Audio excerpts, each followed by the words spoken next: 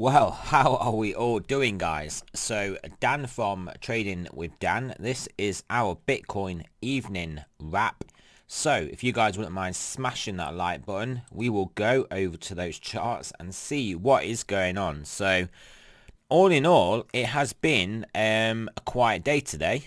Just slowly price action, well, floating or drifting, whichever describing word you'd like to use. But yeah, basically just finding its way upwards, basically to to this the bottom side of this horizontal at 10,500, which is literally exactly where we sat now. And yeah, but I mean, Bitcoin looks like it has some decisions to make. We are basically at the equilibrium point. I mean, we've got basically 11,000 and 12,000 marked out, so obviously 11,500 is the midpoint. And yeah, kind of, well, again, I'll say it again, kind of what I've been looking at from the beginning, even when we had this move up here, was just to sort of play out a range. Obviously the middle of the range would be where price would sort of be sucked into, and then as the pendulum swings, if we've come from the bottom side, we will potentially swing to the top, and if we come from the top, we'll potentially swing to the bottom. And yeah, we'll have well, on a larger time frame, I mean, if it's whole months of price action, basically just mean reverting price action within this range. So I mean, obviously we are coming up from the bottom this time. We've come up, tested the middle, back down to the bottom, come up, tested the middle again. So you would have to give the bulls a nod for a potential continuation upside. Obviously, whilst ever we're at the bottom side, you would expect the bears to have a slightly higher probability. But yeah, whilst we are moving up and we're in the middle of the range, there is no real reason why Bitcoin won't just carry on floating upwards. And yeah, basically come back and test the 12k region. We may get some sort of resistance at the underside of this trend line, but if we do, I would expect that if we've got through this 10,500 zone, obviously we're hitting the bottom side at around 11,700. I would expect if we do get rejected, for us to then get supported at 10,500 and then just work our way back up again. That would be that would be kind of what I'm expecting if I'm gonna get my crystal ball out. But yeah, what we have got, that daily 9 that some people have been talking about, and there it is. There she is in all her glory. So that is clearly going to give us some upwards bias. And yeah, like I said, if we take out, I did say this morning, I'm not necessarily looking at the exact top of this wick, because the top of this wick was a bit Fed induced, was a bit private equity power induced. So I really would say that this is probably a fair representation, the top of these two wicks, which is at 11,550. So if we take that out, which is basically where we got up to today, well, I say the top of those two wicks, that's where we got up to today, and that there would have been realistically being our target. And yeah, that's where we got to today, and well, slightly sold off from, but still looking good. So yeah, I would expect this level to give way. I would expect this then to basically give us continuation, and it could potentially only be a 1 to 4 candle correction, but like I said, I think the pendulum will swing again, and we'll start looking at some higher values, especially if we have the dollar index basically falling out of bed again, as I always suspected would happen, as I had basically been saying would happen. I was saying I don't think we're going to take out this high. It's just going to be a lower high. We lost the trend line, and I was like, we're going to come down. We back tested that level, and then yeah, we've subsequently come down. So what happens now, guys? I mean, yeah, I mean, if this level goes, I was talking about it a while back. 88 is the target where we're pointing down to here. And that is gonna bring about all sorts of good things for cryptocurrencies and gold and silver and anything really that isn't the dollar. Yeah, so yeah, I mean, this is a Goldilocks scenario. This move in the dollar, guys. This is what we want. This is what we want. We want this breakdown. We want this move. We want 88, and we then also want to take that out and keep on going. But yeah, 88. I like the eights. The eights. You guys that know my trading view, it's Danny B 888. The lucky numbers. So yeah.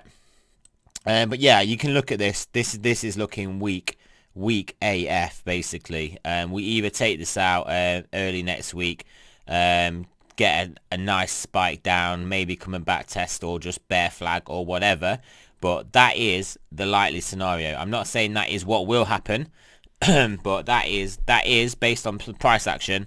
Based on well, moving averages. I mean, it's all basically based on price action. Or any indicator will be predicated off what the price is doing. So yeah, basically based on price action, this is coming. This looks like it's most likely to come down.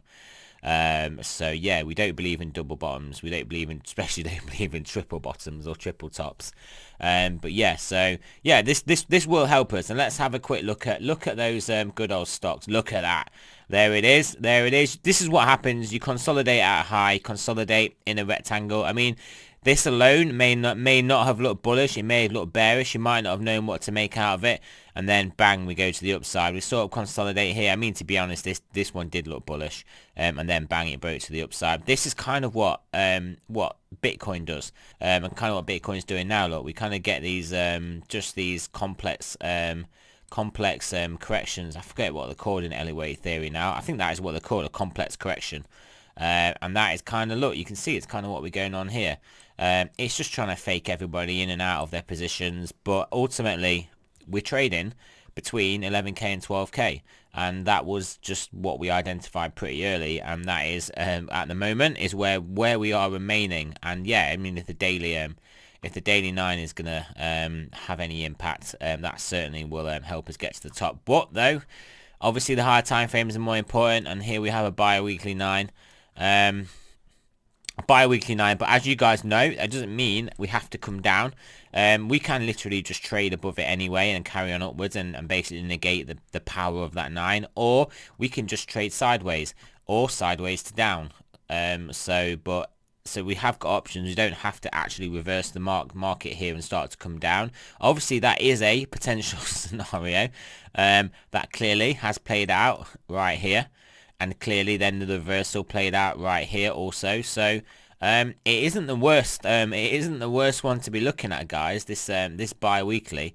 Yeah, that's all. That is all I will say. But yeah, like I said, sideways or sideways to down could easily be the name of the game. And I mean, here is our main level, 10,500. Which is a $4,000 below price now, and that would look perfectly healthy. If that was all that came of this this bi-weekly 9, was just to come down to 10,500 and then play out 10,500 to between 12,000. Just, I mean, when we're looking at it on a 2-weekly, you can kind of see that it's not a big deal. So we could easily trade this out for a couple of bi-weekly candles, so that would literally be a month, 4 weeks, and then carry on upwards. So this is kind of what I mean, guys. Well, be prepared for sideways, and we all know what sideways is good for, don't we? We know sideways is good for altcoins. So yeah, something to be aware of. But then yeah, again, like I said, we've got the daily 9, but obviously. The weekly 9, the bi-weekly 9 is a 14x larger time frame indicator than this, so potentially does carry more weight. And as you can see, it has carried significant weight recently. I'm not even looking at the right thing now. It has carried significant weight recently. So yeah, with the 9 here and the 9 here. So yeah, something for us to be aware of. We will now go and look at how our stochastics are doing, because they should be looking good. Let's face it, they should be looking better. So 4 hours coming up nicely, but I mean, it looks like it's going to run out of steam. So Bitcoin's got to break this 10,500 and start making moves to the upside to keep this going.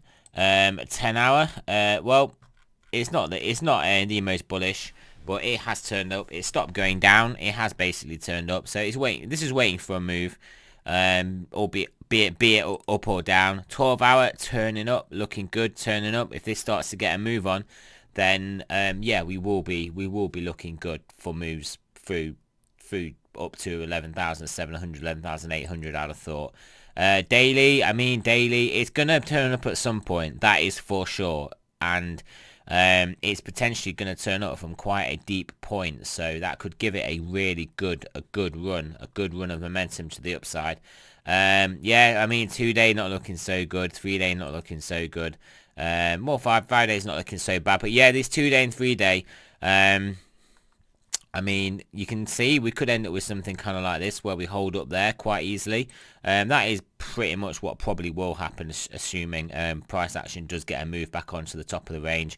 And then, yes, 3-day can turn back up. Much the same way it came down, turned back up.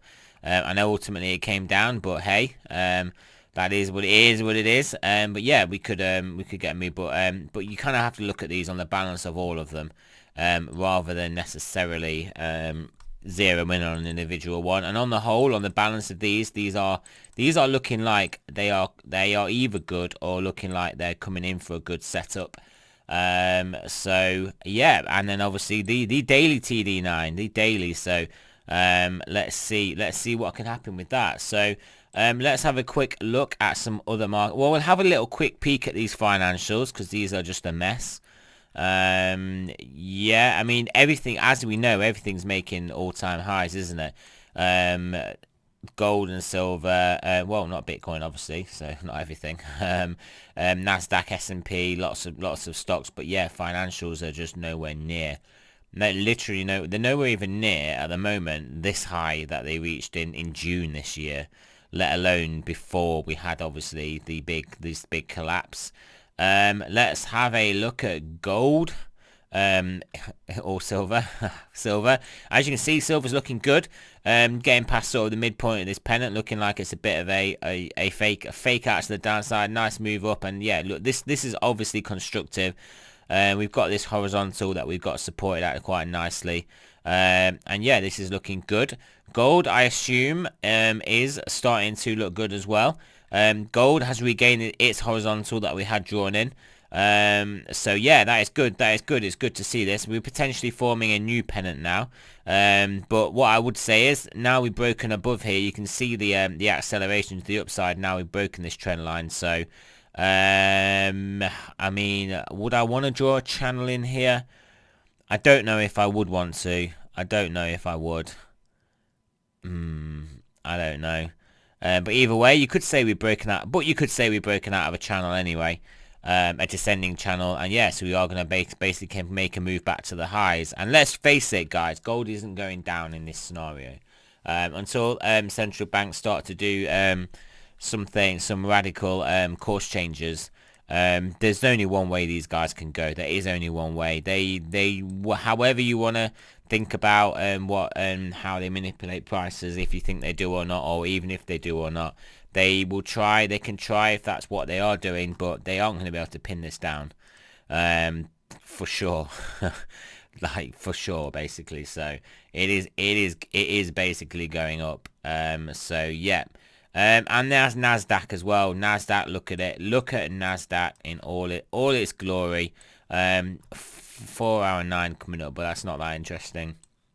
But yeah, you can see here's a daily chart, as absolutely bullish as you like. Are we going to break out the top of here and accelerate to the upside? It is not likely. It is not likely. What is a likely scenario is that we either trade sideways to down, we'll tap the bottom, maybe have a bit of price action for maybe 1 or 2 days below it, and then spring back upwards. The trend is your friend, guys, and this has been the trend. Well, this has been the trend since April. It has been the trend since April in this channel. And you could argue the uptrend. Well, you could. The uptrend has been since here. But I would really be looking at this channel. So yeah, back over. One last look at Bitcoin. Let's go over to that 4-hour. It is looking good. We are all got to be pretty positive. Got to be feeling pretty positive about what is going on in Bitcoin at the moment. Yeah, the larger time frame trends are certainly up. We are just putting in those sort of formations, those rectangular box formations, two levels, basically one support, one resistance. We're going to bounce around in here until we potentially form a sort of pattern, an interesting pattern that is gonna break us out. And do we have a descending wedge here? No, I can't really draw it. I can't really draw it, but clearly I can. I can draw it. And there it is. And there is our pattern. This is how we are going to break out of this formation. Yeah. Clearly doesn't have to be the case. I mean, we will see the efficacy of this trend line if we do come and touch it. But I will leave this on just out of just pure interest over the weekend. It's a 4-hour time frame. We're gonna get a few 4-hour candles over this weekend. Let's see how we respect this level here. See if we are in an what is called a broadening descending wedge, which is a bullish formation, which is actually, now that we talk about it, if we go over to my trading view, go over to my ideas, go over down to where is it? Where's my Bitcoin descending broadening wedge? Are these mine? Are these my ideas? They are. Where is my descending broadening wedge on Bitcoin? Here it is. Descending broadening wedge. So yeah, it is a bullish formation. Average upwards move from breakout of 38%. Statistical chance of breaking up 79%. And as you can see, it is playing out quite nicely. So is that what we're going to have here? Is that what we're going to have? If we do, realistically, it only gets us 12k. But we'll take that. We'll take 12k and we'll reassess the situation when we get there. So anyway, so that is it, guys. This is not a financial advice. I'm not a financial advisor. Always do your own research. I'm off to get some sleep now because I'm absolutely shattered, and I've got some activities to be doing tomorrow evening, so it will be a late one. I might let you guys know in the chat what I've been up to, what I will be up to in the Telegram chat. So yeah, that is it, guys. So not financial advice. Happy Friday, everyone. I hope we all had a good week, and I will speak to you guys in the morning.